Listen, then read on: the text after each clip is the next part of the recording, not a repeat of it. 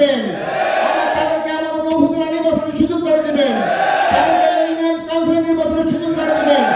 আপনারা একটা লোক যুবদল, ছাত্রদল সহ অন্যান্য লোকের থেকে যদি বেশি ভোট না পাই, তাহলে সেদিন থেকে আর রাজনীতি আমরা করব না।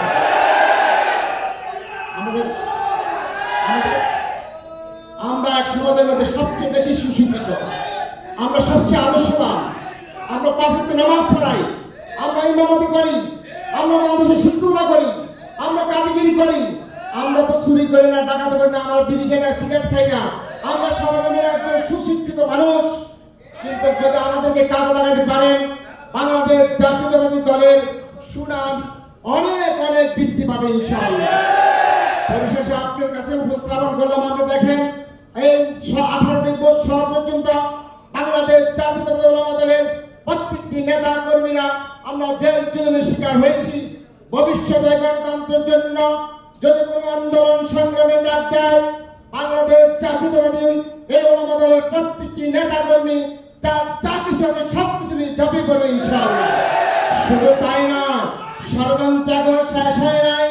আজকে দীর্ঘ 5টি বছর, আজকে দীর্ঘ 17 বছর পর্যন্ত আপনার এখানে যারা প্রথম সারিতে আছেন, শহীদুদ্দিন চৌধুরী, ডাক্তার রহমান খান, জালালউদ্দিন ফারুক ভাই, আমার জামাল ভাই, ডেনি ভাই, নজরুল ভাই, শাহ মোহাম্মদ নাসির হক, আবু সহ আমাদের অসংখ্য মানুষ সবাই জেল খেটেছে, এমন একটা লোক নাই, কেউ বাদ নাই, আমরা জেলখানি নাই।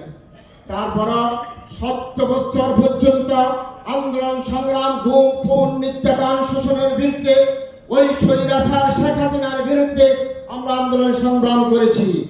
এই শেখ হাসিনা এই দেশের মানুষকে সব অবহেলিত করেছে, লাঞ্ছিত করেছে, বঞ্চিত করেছে, আমাদের ভোট থেকে বঞ্চিত করেছে, আমাদের ব্যবসা বাণিজ্য থেকে বঞ্চিত করেছে, আমাদের চাকরি থেকে বঞ্চিত করেছে। যার বয়স আজকে 20 বছর 25 বছর, তাদেরকে চাকরি থেকে বঞ্চিত করেছে। শুধু যারা ছাত্রলীগ করেছে তাদেরই চাকরি হয়েছে, যুবলীগ করলে তারই চাকরি হয়েছে। বিএনপি কোনো লোকের আজ 18 বছর পর্যন্ত কারো চাকরি হয় নাই।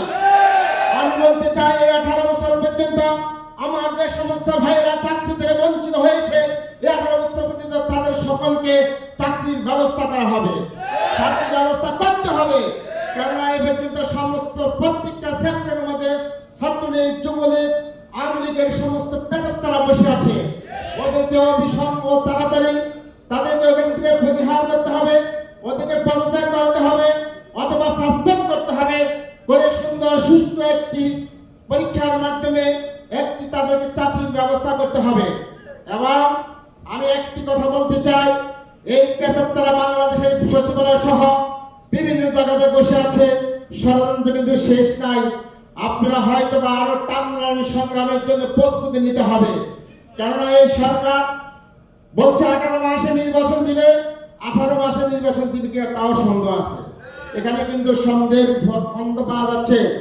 আমরা বলতে চাই, অন্তর্বর্তীকালীন সরকার আপনারা তাড়াতাড়ি একটা নির্বাচনের রোড ম্যাপ ডিক্লারেশন দেন, সকল রাজনীতি নেতাদের সাথে বসে, বিএনপি সহ সকলের সাথে বসে আপনারা নির্বাচনের একটা সুষ্ঠু একটা তারিখ ঘোষণা করুন, নাহলে মানুষের মধ্যে আবার ভুল বোঝাবুঝি সৃষ্টি হবে।